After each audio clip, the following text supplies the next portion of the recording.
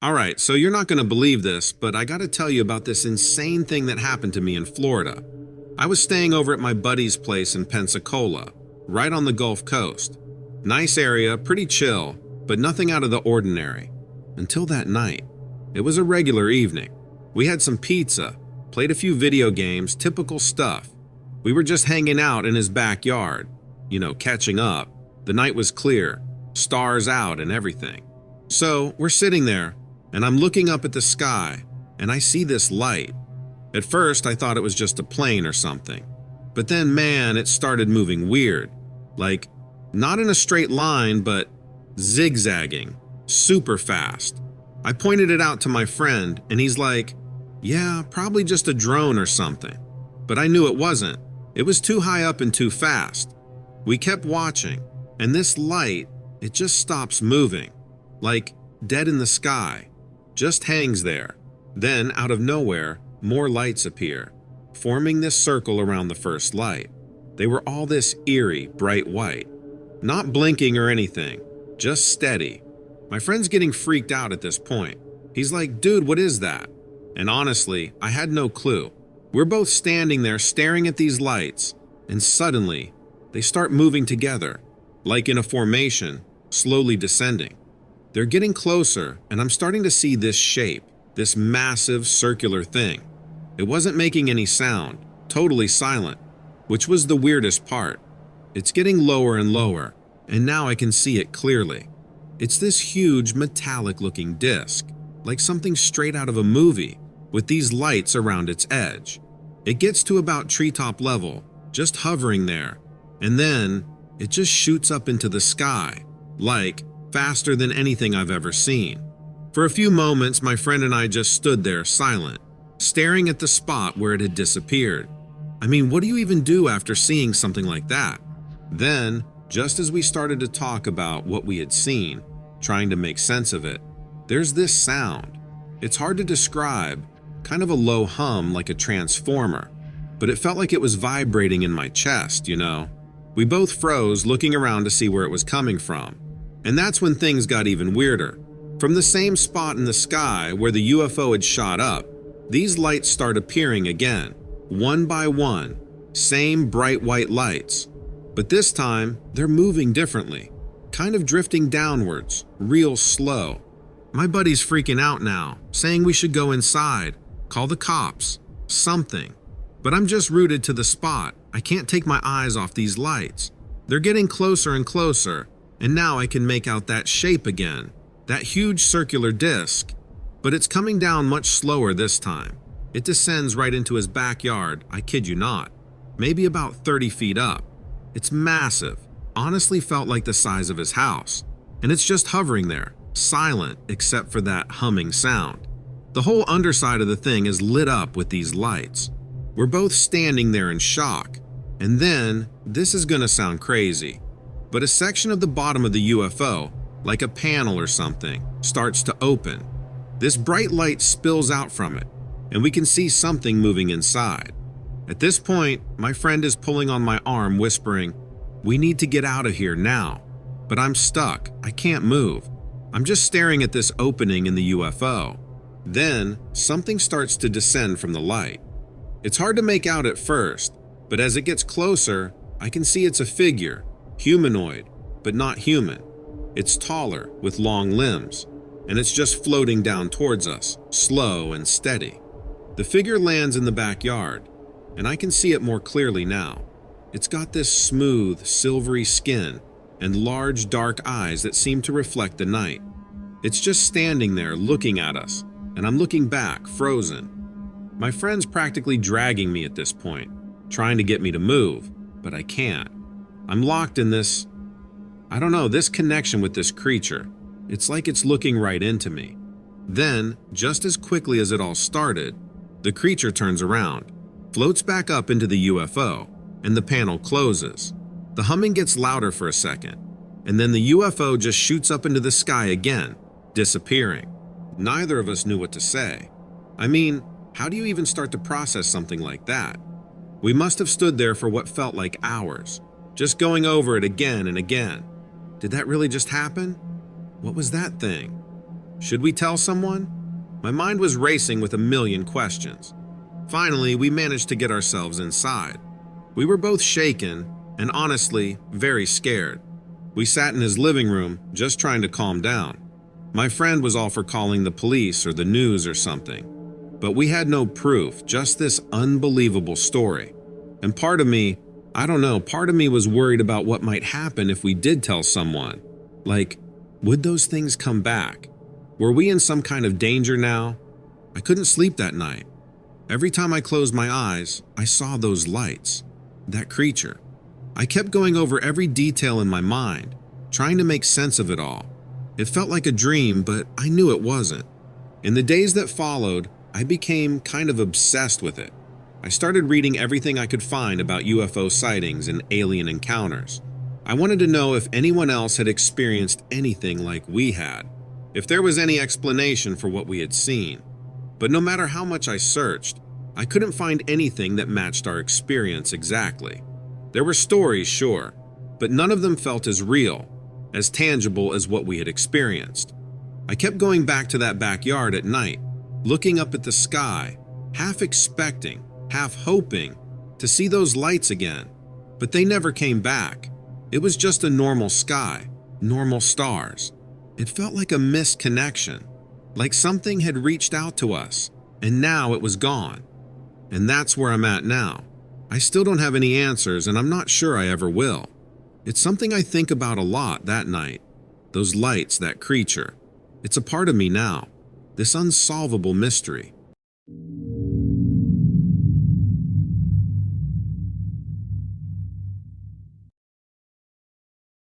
Okay, so I'll tell you about this crazy thing that happened to us. My girlfriend Emma and I were headed to Myrtle Beach from our home in Kentucky for a little vacation. We decided to drive through this scenic route in the Pisgah National Forest in North Carolina. It's a beautiful place, but also kind of isolated and wild. We were just cruising along, talking about all the stuff we'd do at the beach, when Emma pointed out how foggy it was getting. It was weird because it was a clear day just minutes before. I slowed down the car, not wanting to hit any deer that might jump out or something. That's when we heard it. It was this low, rumbling growl, but it was so loud, it felt like it was coming from everywhere, like a thunderstorm brewing. Emma grabbed my arm, her eyes wide. "Did you hear that?" she whispered. I nodded, trying to look calm. But man, my heart was racing like a thoroughbred. We were both worried that it might be some weird mountain weather system or something that happens in these parts, so I locked the doors to keep us inside, but kept driving really slowly. The fog was getting thicker, and it was getting hard to see. That's when we saw what I think was the source of the noise, standing right there in the middle of the road. It was tall, like really tall, and it had these antlers or something on its head. Its skin looked gray and tight, like it was stretched over its bones. Emma gasped. "What is that?" I had no idea. It looked human, but not. It was just standing there staring at us with these glowing eyes. I've heard stories about the Wendigo, the creature from Native American folklore. They say it's a creature that's born from cannibalism, a human who's consumed by greed and hunger. But I always thought that was just a story. This thing, whatever it was, started moving towards the car. Its movements were jerky, unnatural. Emma started screaming, telling me to drive, but I couldn't. My body wasn't responding, and I couldn't believe what I was seeing. Then, the creature let out this ear-piercing scream. It sounded like a person and an animal at the same time. My heart was pounding so hard, I thought it would burst out of my chest. Emma was still screaming, "Drive, drive!" I swear, I've never pushed the gas pedal that hard before. As we tore down the road, I glanced in the rearview mirror. The creature, or the Wendigo, or whatever the hell it was, started chasing us. It was fast, freakishly fast. Its long, bony limbs moved in a way that just didn't seem human. I couldn't believe it, but it was actually keeping up with the car. Emma was crying now, her hands covering her face. "What is it? What does it want?" she kept asking. I had no answers. I just knew we had to get away from it. The road was winding and narrow, and with the fog, I could barely see a few feet ahead. Every turn felt like a gamble. Then, something even crazier happened. The creature let out another scream and leapt. It actually jumped onto the back of the car. The whole car shook, and I could hear the metal creaking under its weight. Emma was screaming at the top of her lungs. I was trying to keep the car on the road, but it was hard with that thing shifting its weight behind us. I could see its face in the rearview mirror, those glowing eyes and that mouth full of sharp teeth. It was like looking at death itself. In a panic, I remembered the flare gun my dad had put in the glove compartment. He always said it was just in case of emergencies, but I never thought I'd use it like this. I told Emma to grab it. She was shaking, but she did it.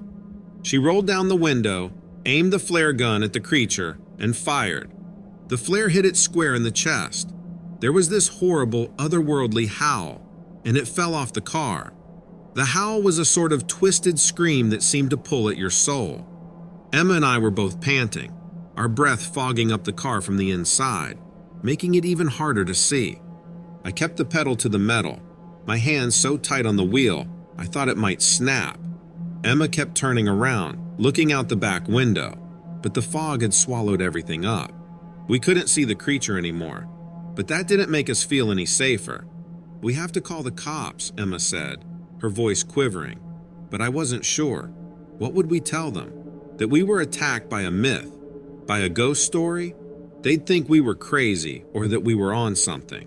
And besides, I didn't want to stop, not even for a second, not with the possibility that that thing might be right behind us. We drove in silence until we finally saw the lights of the beach houses.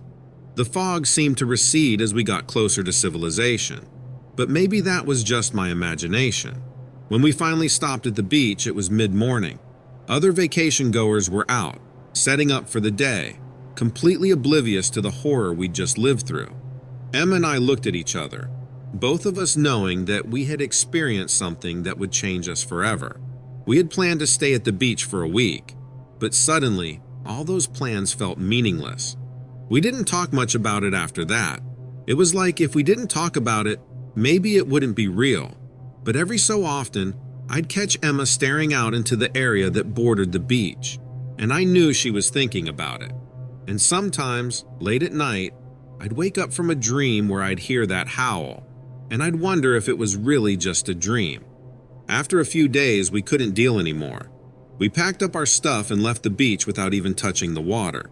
We drove back home, taking a different route, one that was more populated, more normal. We've never been back to Pisgah National Forest, and we never plan to try to go there ever again.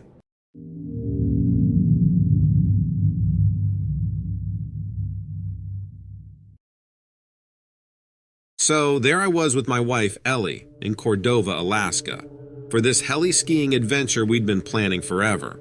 Cordova, man, it's this tiny, out-of-the-way place, but it's unreal. It's like being on another planet with all those mountains and snow. The first couple of days were insane in the best way possible. We're talking pristine slopes, fresh powder, and just us and the mountain. Ellie and I, we live for this stuff. She's got this fearless streak, you know, always pushing the limits. But things took a turn on day 3. We're farther out than we've ever been. The pilot drops us off on this ridge, and it's like we're the only people in the world. We gear up, ready to conquer these slopes. The snow's perfect, untouched. We're tearing down the mountain, whooping and yelling, feeling alive. Then Ellie stops suddenly. I mean, dead in her tracks. I pull up next to her, wondering what's up. She's staring at the ground, and I see it too. These tracks. They're huge, man, like nothing we've ever seen. Not bear, not deer, something else. They're deep and fresh, cutting through the snow like a hot knife through butter. We're trying to figure it out when suddenly, this sound rips through the silence. It's this low, guttural growl, echoing off the mountains.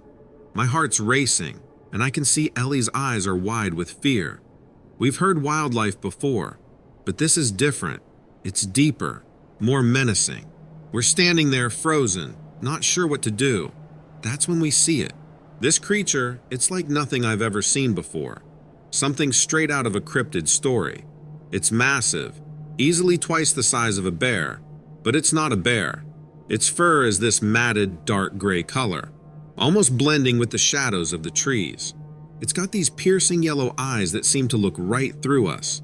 Ellie grabs my arm, and we're both just staring at this thing. It's sniffing the air, its nostrils flaring. It hasn't seen us yet, or if it has, it's not interested yet. We're backing away slowly, trying not to make a sound. But the snow, it's crunching under our boots. That's when it turns its head towards us. The way it moves is eerie, almost like it's not used to walking on four legs. Its eyes lock onto ours, and for a second, I swear, time just stops. We're backing up faster now, trying to put distance between us and this creature. It lets out another growl, louder this time, and it starts moving towards us. Not fast, but deliberate, like it's curious. Not aggressive, yet. But who knows what it's thinking? Ellie's whispering, telling me we need to get out of there, and I'm nodding, trying to think. The slope's steep here, and if we ski down fast, maybe we can outrun it. But what if we fall? What if it chases us? Just then, the creature stops. It's standing there watching us, and I swear, it's almost like it's thinking, deciding what to do with us. The tension is unbearable. I'm holding my breath, waiting for it to charge. But it doesn't. It just turns and walks back into the trees, disappearing as quickly as it appeared. Ellie and I don't wait around. We ski down that mountain faster than we ever have before, not stopping until we reach the spot where the helicopter is supposed to pick us up. We're safe, but we're shaken. Neither of us can believe what we just saw. Was it a bear, some undiscovered species, or something else? We don't know, and I'm not sure we want to. That night, back in Cordova, we're trying to make sense of it all. But how can you make sense of something like that? It's beyond anything we've ever experienced. Ellie and I are in our room, and we can't stop talking about it. We're going over every detail, trying to figure out if what we saw was real or not. But we both saw it, clear as day. We agreed that the creature was real. The next morning, we decide to do some digging.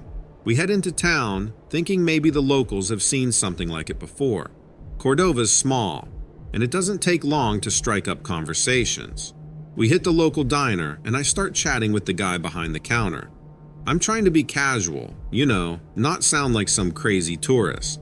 I mention we saw something strange while skiing, and I describe the creature without making it sound too unbelievable. The guy, he pauses, gives me this look like he's weighing whether to tell me something. Then he leans in and says that we're not the first to see something like that. He tells us about legends, stories passed down about creatures in the mountains, things that aren't supposed to exist. He's vague, but the way he talks, I can tell he believes it. We thank him and head out, feeling even more curious. Throughout the day, we talk to more people. Some brush us off, but others, they have stories. Old tales of creatures in the wilderness. Things that the native cultures have talked about for centuries.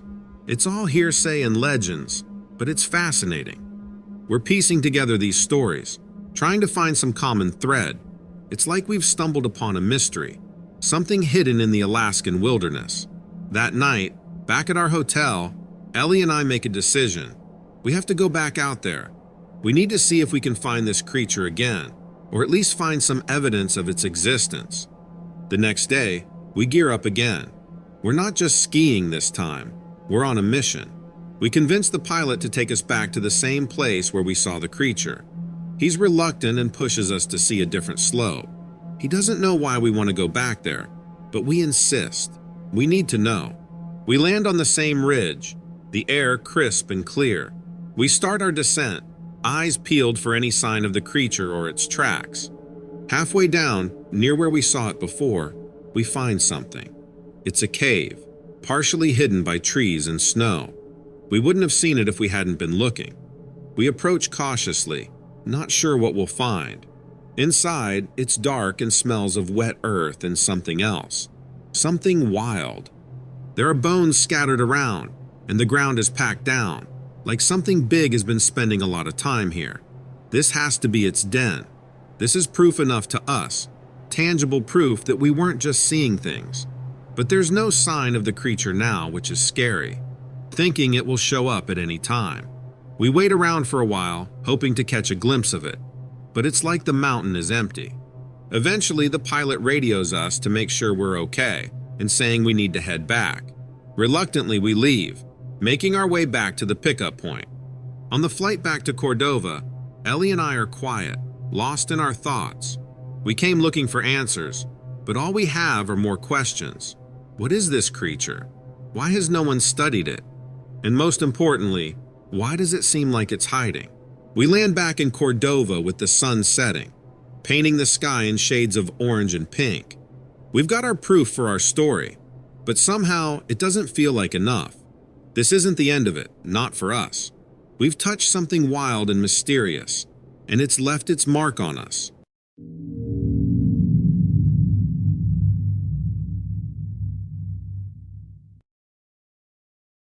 Hi, so I've got this insane story to share, and it didn't happen too long ago, so I'm still really thinking about it all. I'm a marine biologist, and I've been working in the Gulf of Mexico, focusing on deep-sea ecosystems. It's usually routine stuff, but this one time a few weeks ago, it was anything but routine. So, at first, it's a typical day, and I'm on this research vessel, about 200 miles off the coast of Texas. We're doing deep-sea dives in a submersible, which is always cool but kinda intense. There's this weird sense of isolation when you're down there, surrounded by nothing but deep blue. Anyway, my colleague and I are down there, checking out some unusual thermal readings near the seabed. The Gulf's got all sorts of quirky underwater features, but this one's got us scratching our heads. It's like this massive, unexplained heat source, and we're thinking maybe it's a new hydrothermal vent or something. So, I'm in the submersible with my colleague Jenna. We're the only female team, but she's the pro at this stuff.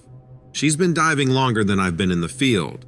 We're joking around, trying to ease the tension of being in a tin can hundreds of feet under, and that's when it happens. Out of nowhere, we see this thing. And I'm not talking about a shark or a whale or any creature I've seen before.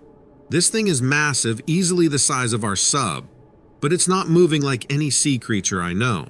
It's got these long, undulating tentacles, and it's gliding through the water like it's part of it. Jenna goes dead silent, and I can hear my own heart thumping in my ears.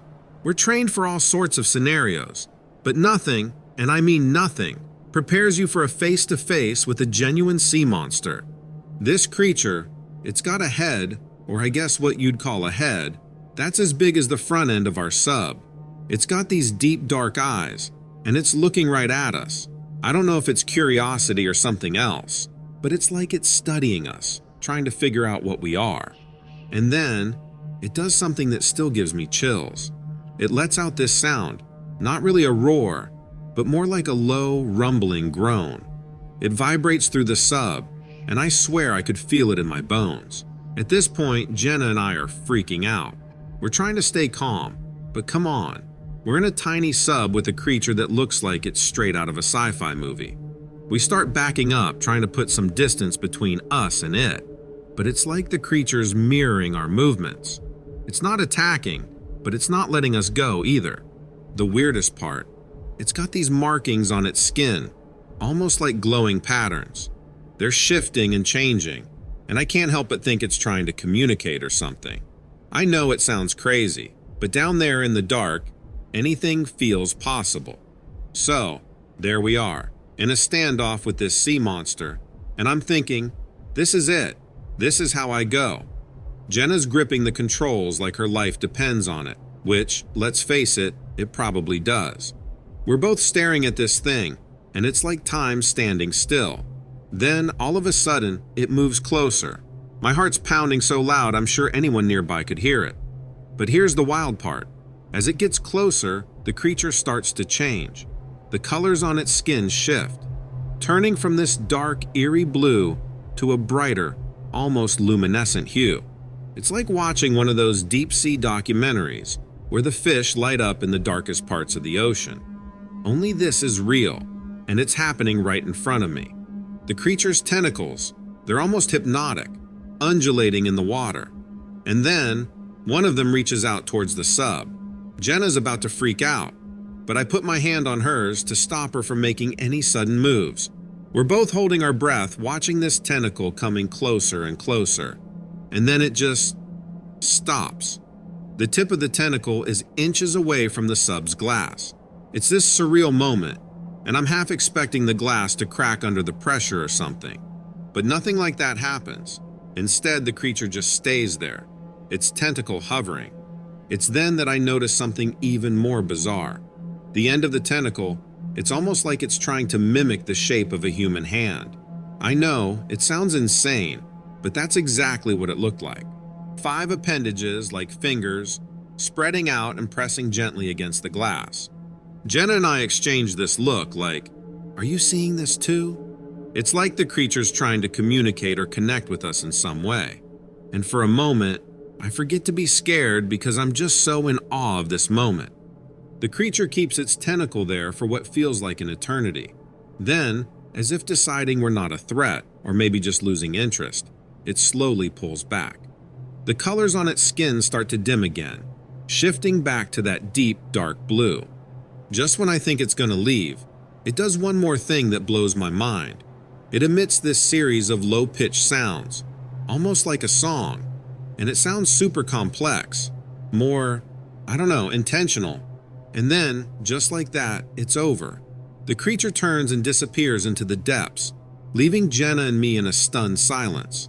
We're just floating there in the sub, trying to digest what just happened. The rest of the dive is uneventful, if you can call anything uneventful after an encounter like that.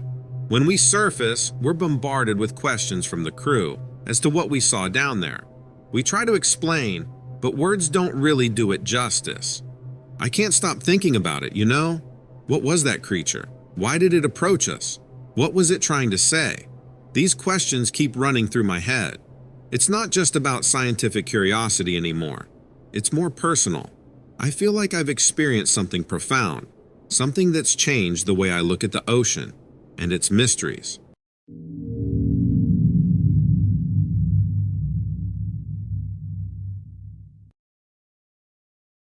I'm a park ranger at Joshua Tree National Park in California.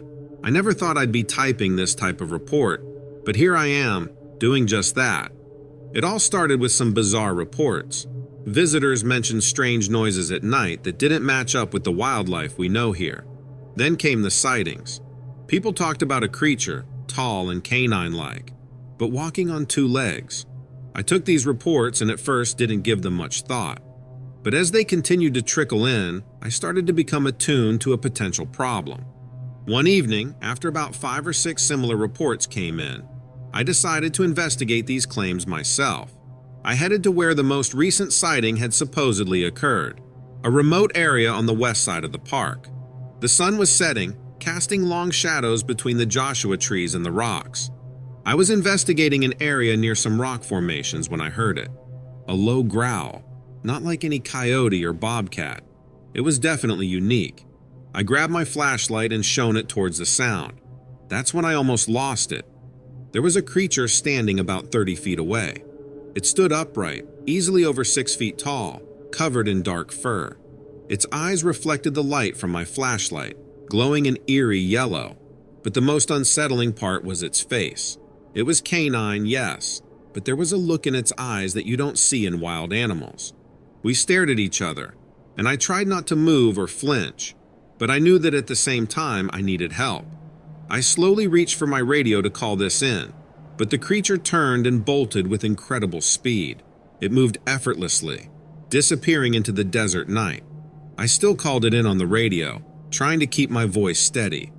"Dispatch, this is Ranger Mike. I've got something unusual out here." "Go ahead, Mike." The dispatcher's voice crackled through. I just saw something. It's hard to describe. Over 6 feet, standing upright. Looked like a dog, but not a dog. I paused, struggling to find the right words. There was a brief silence before the dispatcher replied, "You all right, Mike?" I wasn't sure if dispatch was legitimately concerned or messing with me. "I'm fine," I said quickly, a bit too defensively. "It's just, never mind. I'll keep patrolling." I clipped the radio back onto my belt and continued my rounds, but my mind was elsewhere. What was that thing? I got through the rest of my rounds but barely remember what all I did. Then, after a few days of pondering the whole thing, I decided to set up a night patrol in the same area. I needed answers. I packed my gear, flashlight, camera, extra batteries, and a small flare just in case. As dusk fell, I found myself back at the spot where I had seen it. Hours passed. The desert night was alive with sounds, but none of them were what I was waiting for. Just as I was about to give up and pack up, I heard it again. That low growl, closer this time. My pulse quickened. I turned slowly, flashlight in hand, and there it was. Closer than before, its yellow eyes staring into mine. But it didn't run away.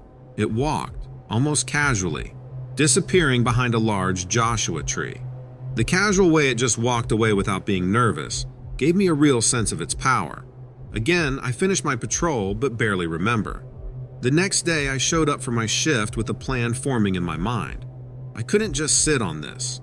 I needed to do something, but in a way that wouldn't make me the laughingstock of the entire park service. I decided to reach out to an old buddy from college who went into wildlife biology.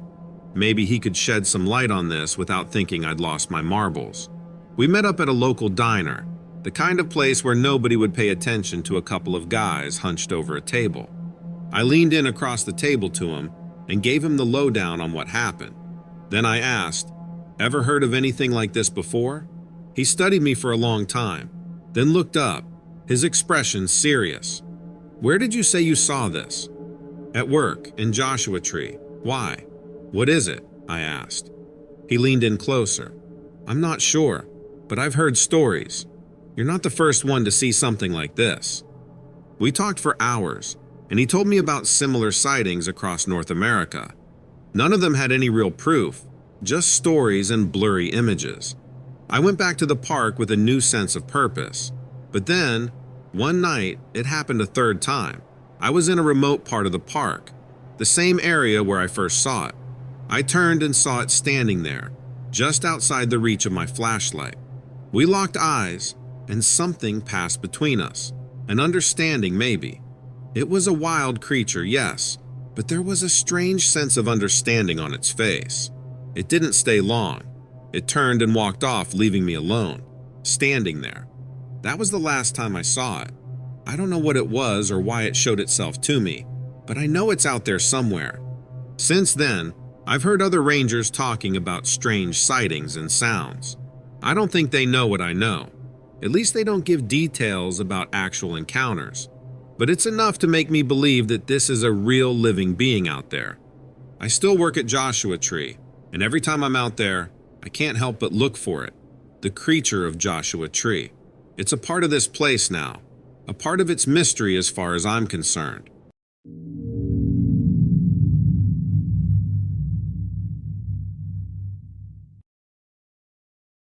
So there I was, driving down Route 19 in West Virginia. This part of the state is pretty rural. Long stretches of road, trees as far as the eye can see, and hardly any traffic once you get past the main towns. It was getting late, and the sky was turning that deep shade of blue that's almost black. I had been driving for hours, heading south from Pittsburgh, trying to make it to my cousin's place in Beckley. The whole drive I kept thinking about how our Uncle Joe used to tell us stories about the Mothman and all kinds of other creepy creatures. But the Mothman always got me the most. It's this weird creature with giant wings and red eyes that people in Point Pleasant kept seeing back in the 60s.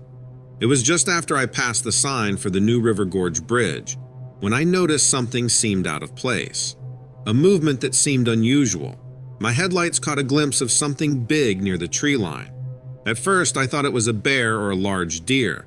You know how animals sometimes wander onto the road in areas like this without fences or guardrails. But as I got closer, this thing, it didn't look normal at all. It stood taller than a man, at least 7 feet, I'd say. Its eyes reflected the light from my headlights, glowing a bright, unnatural red. I slowed down to about 15 miles an hour, squinting to get a better look, and that's when it unfolded these massive wings. I'm not kidding. They must have been at least 10 feet across. I stopped the car, right there in the middle of the road, and just stared. I didn't even think about my actions. My body just did it. My heart was pounding so hard I could hear it in my ears. This thing, this Mothman that had always terrified me, was right there, and it just stared back at me, those red eyes boring into mine. We stayed like that a while, just looking at each other and trying to figure out each other's next move. Then, without warning, it let out this screech. It was this high-pitched, ear-piercing sound that made me wince. The sound seemed to vibrate through the air, rattling the windows of my car. It felt like it wasn't just a sound, but something physical, you know? Something that could touch you, shake you. For a moment, I thought about driving away as fast as I could, but my body was literally malfunctioning. My hands gripped the steering wheel so tight my knuckles turned white. The creature, this Mothman, cocked its head slightly, as if curious or maybe confused by my presence. Then it took a step towards the car. Just one step, but it was enough to make my heart leap into my throat. The creature's eyes weren't just glowing. They seemed to be burning, like coals in a dark room. I could see now that its body was covered in what looked like a mix of feathers and fur, dark and matted. It was hard to tell in the dim light, but it seemed almost, I don't know, human in a way. Maybe in the way it seemed like it could think, but really twisted, wrong somehow. It raised one of its wings slightly, and I saw that the wings were more like those of a bat than a bird, leathery and veined. And then, as if it knew I was studying it, the creature stretched out its wings fully. The span was incredible, easily wider than the road. It was a display of power, and it seemed purposeful. I have to say that I felt utterly insignificant in front of it. I don't know what came over me, but I found myself slowly reaching for my phone. I wanted to take a picture, to have proof of what I was seeing. But the moment I moved, the creature's head snapped towards me, its eyes narrowing. Somehow it knew what I was thinking. Then, it took a powerful leap and soared into the sky. The force of its takeoff sent a gust of wind that rocked my car. I watched, mouth open, as it disappeared into the night sky, becoming just a shadow against the stars. I hated to think it, but it really felt like I had manifested this thing.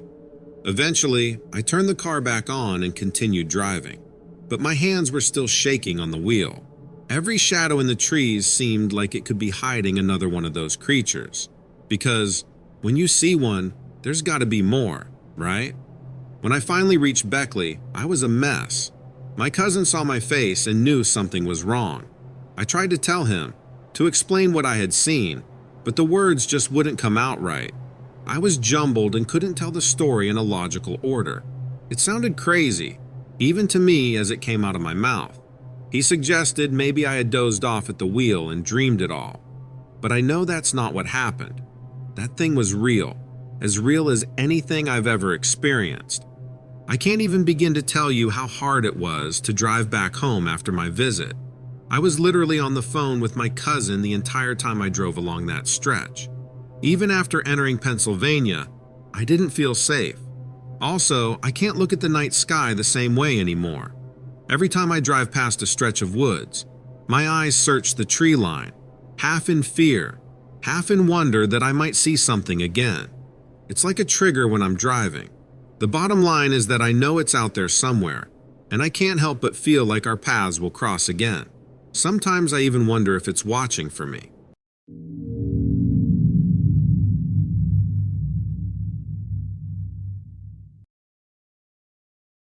Hey, so I gotta tell you about this wild thing that happened to me the other day. I was out in Arizona, the place with all the cacti and sun, looking at this old abandoned house with lots of land around it. I've been thinking about buying a fixer-upper, something to work on and retire in surrounded by a beautiful landscape. This place was out in the middle of nowhere, pretty much, a couple of miles out of Prescott. So I get there, and right off the bat, the place is giving off some serious creepy vibes. It's this big 2-story deal, windows all boarded up, paint peeling off everywhere. Looked like something straight out of a horror movie. The real estate agent was supposed to meet me there, but guess what? She was a no-show. I called her and she's like, "Oh, I'm so sorry, something came up, but feel free to look around." Just great, right? I decided to go ahead and take a look anyway. I'd driven all the way out there, so why not? The front door was all jammed up, so I had to enter through this broken window around the back. Inside, it was just as spooky as you'd expect. Dust and cobwebs everywhere. That old house smell too. But the bones were good. And so I'm wandering through the rooms, trying to imagine what the place could look like all fixed up, when I heard something upstairs. At first, I thought maybe the real estate agent had shown up after all. Or maybe some animal got in there. But no, this was different. It sounded like, I don't know, like a scraping sound, followed by this weird, wet noise, like someone dragging a sack of meat or something.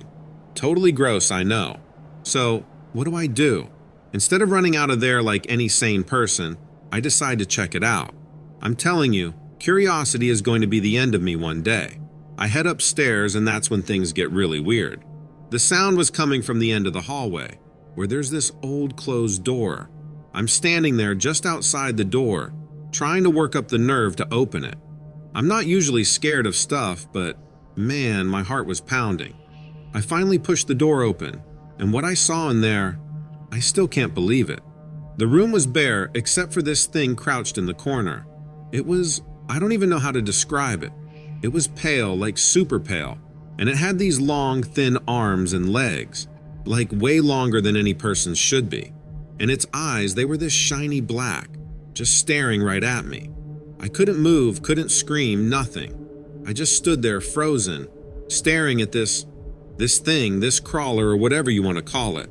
It made this hissing sound, like air escaping a tire, and started moving towards me, all jerky and weird, like it's not used to moving around or something. Its movements are unnatural, almost like stop-motion animation. Creepy, right? As it's getting closer, I notice more details about it, stuff that's burned into my brain now. Its skin looks rough, kind of like dried out leather, but paler, almost sickly white. And it's thin, like really thin, as if it hadn't eaten in ages. Its fingers, man, they were long and ended in these sharp, dirty nails or claws or whatever. I remember thinking it looked starved and wild, like something that's been hiding away from the world for way too long. The way it looked at me, those black eyes, it's like it was curious but also hungry? I don't know how else to describe it. Its head was kind of cocked to the side, like it was trying to figure me out, deciding what to do with me. I got this wave of dread, like I knew I shouldn't be there, like this was something I was never meant to see. The room was dead silent, except for that hissing and the sound of my own breathing, which was way too loud in my ears. I remember my heart was pounding so hard, I thought it was going to burst out of my chest. I kept thinking, this is it, I'm done for. I've seen too much. Just when I thought it was going to lunge at me, there was this loud crash from downstairs, like something heavy had fallen over. It startled the creature, and it whipped its head around towards the door. That was my chance. I didn't think, I just ran. I turned and bolted out of the room, down the hallway. I could hear it behind me, that weird, dragging, scraping sound it made as it moved. I hit the stairs, taking them two at a time, praying I wouldn't trip. I could still hear it behind me, but it sounded further away. Maybe it wasn't used to chasing things, or maybe it was just toying with me. I don't know. I wasn't about to stop and find out. I made it to the ground floor and sprinted towards the broken window I'd come in through. I remember thinking, just a few more seconds, don't let it catch you. I could see the sunlight outside, and it felt like a lifeline. I dove through that window, not caring about the glass or how I landed. I hit the ground hard, rolled, and got up running. I didn't stop running until I reached my car. I fumbled with the keys, glancing back at the house, half expecting to see that thing coming after me. But there was nothing. I got in, locked the doors, and drove out of there like a madwoman. I stopped at this little diner on the outskirts of Prescott, trying to calm down. I must have looked a mess because the waitress kept giving me these concerned glances. I ordered a coffee, but my hands were shaking so bad I could barely hold the cup. I kept replaying the encounter over and over in my head, trying to figure out if there was some logical explanation. While I'm sitting there, I overhear these two old-timers at the next table talking about the local area. Normally, I just tune out that kind of stuff, but given what had just happened, I was all ears. They mentioned something about an old abandoned house being cursed, and how people have seen strange things around there. My heart nearly stopped. It had to be the same place. I finished my coffee, paid, and walked over to their table. I tried to sound casual, asked them about the house. They looked at each other. Then one of them, this grizzled old guy with a white beard, tells me that the place has a bad history. He said that back in the day, it was owned by a recluse who was barely ever seen. Rumors went around that he was into some weird stuff. After he died, the house was left to rot, and that's when the sightings began. People reported seeing strange creatures, hearing weird noises, stuff like that. Most folks just avoid the place now. The other guy, a bit younger but still old, nodded along, adding that his cousin once saw a pale, long-limbed figure near the house years ago. He said it scared his cousin so bad, the guy hasn't been right since. Hearing this, I felt a mix of fear and validation. I wasn't crazy. Others had seen it too. But it also meant that what I saw was real, and that was a terrifying thought. I thanked them for the info and left. I knew I should just head home, forget about the house. But I couldn't. I needed answers. I decided to do some research on the house and its previous owner. I spent the next few days digging through old newspaper archives and online forums. Turns out the old recluse was a total eccentric, a loner. There were no records of any family. After his death, the house just sat there, decaying, becoming the subject of local ghost stories. So, that's where I'm at now. I'm torn between wanting to forget the whole thing and this deep, nagging need to find out the truth. What do you think? Should I go back there or not?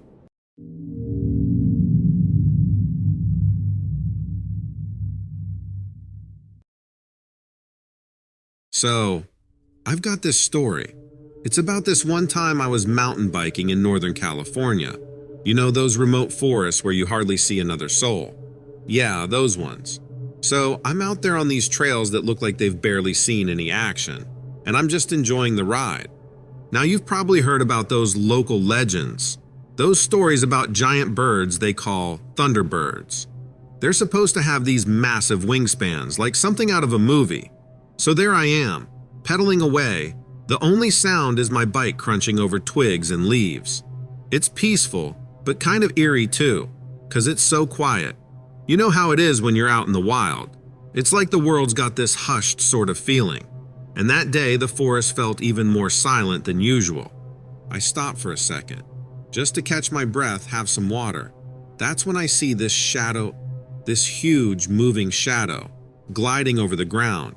It's so big, it's like a cloud passed overhead, except there's not a cloud in the sky. I look up, and I kid you not, I see this enormous bird soaring above the treetops. My first thought, that's no bird, it's got to be a plane or a drone or something. But it's moving so smoothly, so gracefully. It doesn't have the mechanical jerkiness of a drone, and it's way too low and quiet to be a plane. This bird has got this massive wingspan. I'm talking huge, like it could easily wrap around a small car. And the way it moves, it's almost surreal, like it's part of the sky itself. I'm standing there, my bike forgotten, just staring at this thing. It's got this powerful, majestic look to it, with its wings outstretched. The sunlight's hitting it just right, making its feathers gleam with this sort of iridescent sheen. It's like watching a piece of ancient myth come to life right in front of my eyes. For a moment, it feels like the bird notices me. It's hard to explain, but I swear it tilts its head slightly, as if it's curious. My heart's pounding like crazy, and I'm not sure whether to be scared or awestruck.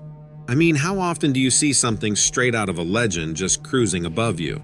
So, I'm caught in this weird mix of fear and awe.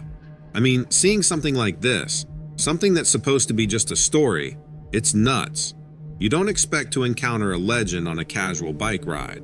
So, there I am, staring up at this massive bird, feeling like I've stumbled into another world. The thing's just floating there in the sky, so effortless. It's got these eyes. They're sharp and piercing, like they're looking right through you. And its feathers, they're not just black or brown, but like a mix of colors that keep changing with the light. It's mesmerizing. Then, the bird does something that totally blows my mind. It starts circling, lower and lower, like it's curious about me. I'm frozen, can't move a muscle. Part of me wants to run, the whole fight or flight thing. But another part of me can't look away. It's like I'm locked in this moment with this incredible creature. As it circles, the wind from its wings is like a mini storm. Leaves and small branches are getting tossed around, and I can feel the gusts hitting my face. It's powerful. You can really sense the strength of this creature. I remember thinking, what if it decides I'm a threat? Or worse, what if it sees me as lunch? But even with those thoughts, I'm still just standing there, completely awestruck. It's like every part of my being is focused on this bird. Then it lets out this sound, this deep rumbling call. It's not harsh or screeching like an eagle. It's more like rolling thunder, deep and resonant. It echoes through the forest, and I swear, it's like the ground vibrates with it. That sound, it's something primal. Now here's where it gets even crazier. As it's circling, it starts getting closer to the ground, closer to me. I'm thinking this is it. But just as I brace myself for whatever's going to happen, it does something unexpected. It stops circling and just hovers there, midair, its massive wings beating slowly.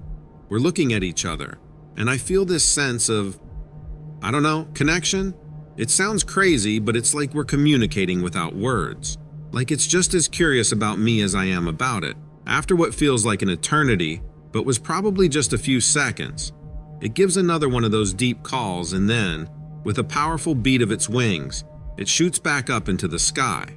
I watch it go, feeling this mix of relief and disappointment. It's like I've just been part of something incredible, and now it's over. I stand there for I don't know how long, just trying to wrap my head around what happened.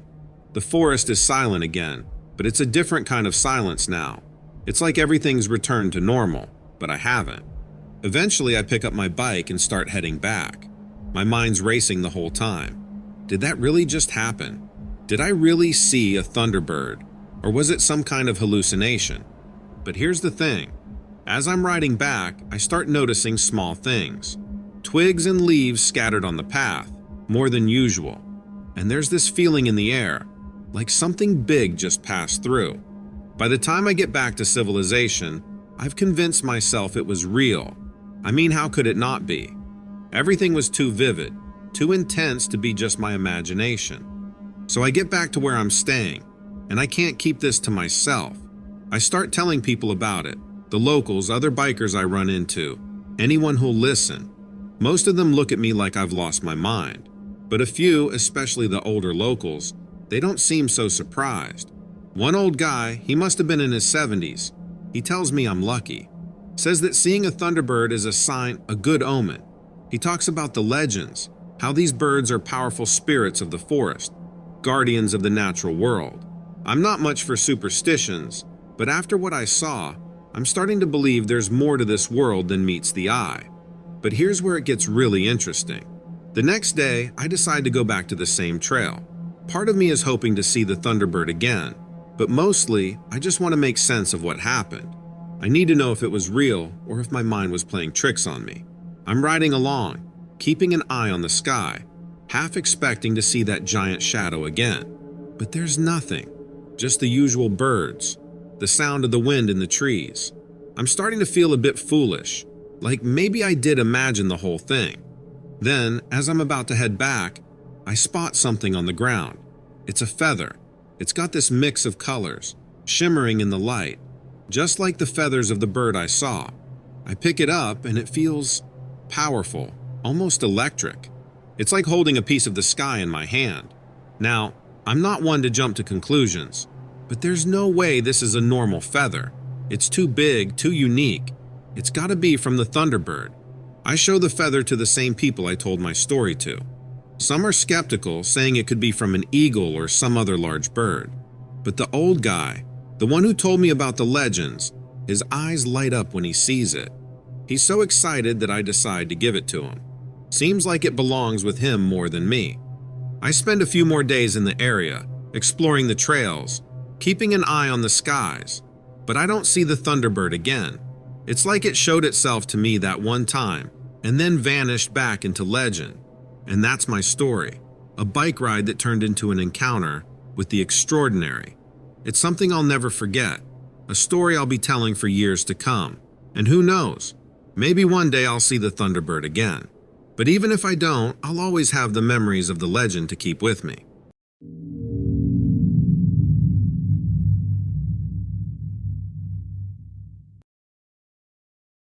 Congaree National Park in South Carolina has this quiet vibe, almost like something's always about to happen. I was a park ranger there for years, and something happened that I've kept to myself until now. As park rangers, we look after the land and the wildlife. There's a sense of peace that comes with it all, a certain simplicity that feels rewarding. But sometimes, things happen that completely break that peace. It was one night while patrolling the park.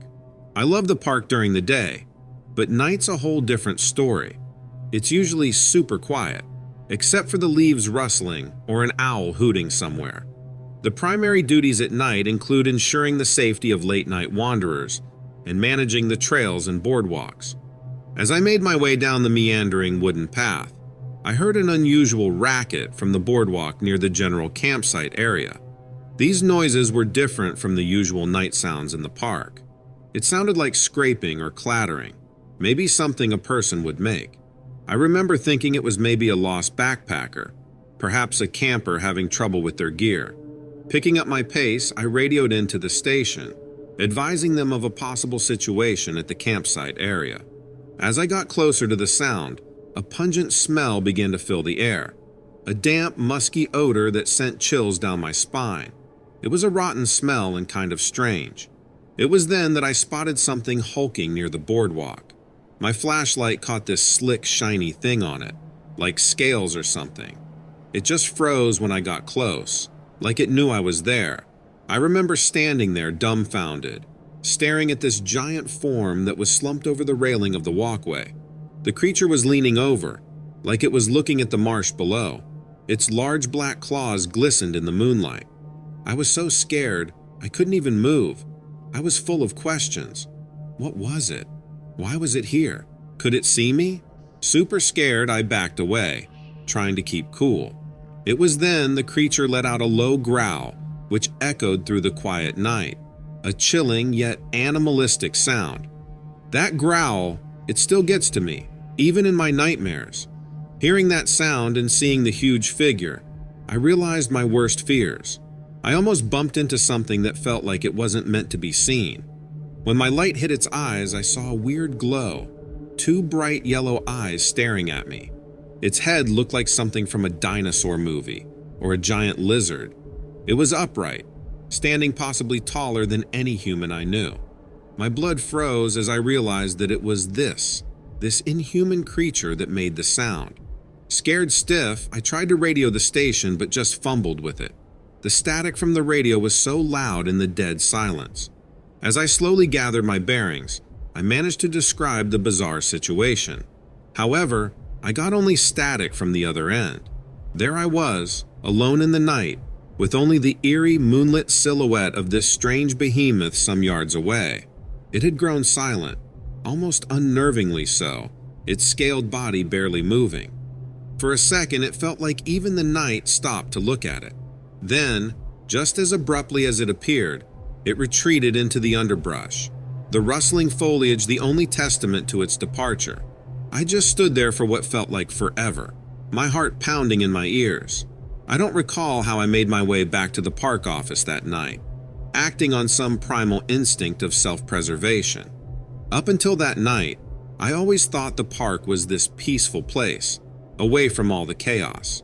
I'd spent years learning our local ecosystems, even priding myself on my understanding of the most elusive animals within the park boundaries. So, what was this thing? It was like nothing I'd ever read about. That night changed something in me. I began patrolling with a constant anxiety, flinching at the rustles, the chill of the night seeming harsher. My flashlight beam seemed less powerful, but never again did I encounter that creature, nor did I find any evidence of it passing through. No claw marks, no crushed foliage, nothing but the memory of its large yellow eyes. Despite my growing fear, I couldn't ignore the fascination. I was left with a lot of questions. Was it intelligent? It certainly seemed to have that in its eyes. What did it eat? Where did it come from? Was it alone? I got kind of obsessed with finding out about other stories or sightings of big, reptile-like creatures.